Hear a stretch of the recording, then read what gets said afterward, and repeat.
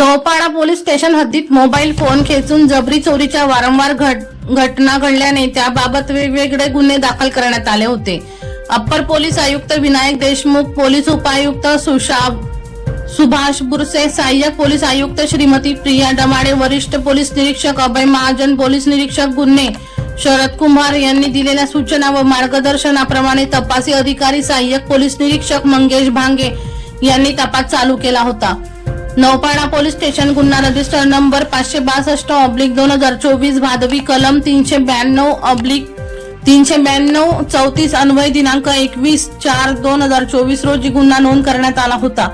सदर गुन्ह्यातील पाहिजे अनोळखी मोटरसायकलवरील चोरट्याचा शोध घेण्यासाठी सुमारे 80 ते 90 सीसीटीव्ही फुटेजची पाहणी करून आरोपी फैज वाहिद शेख राहणार भिवंडी याच्या येण्या जाण्याचे मार्ग कोणते आहेत याबाबत माहिती काढून रात्रंदिवस सतत त्याच्या येण्या जाण्याच्या मार्गावर पाळत ठेवून दिनांक 22 रोजी सापळा रचून आरोपी फैज वाहिद शेख यास मोटरसायकलसह शिताफीने पकडून अटक करण्यात आली।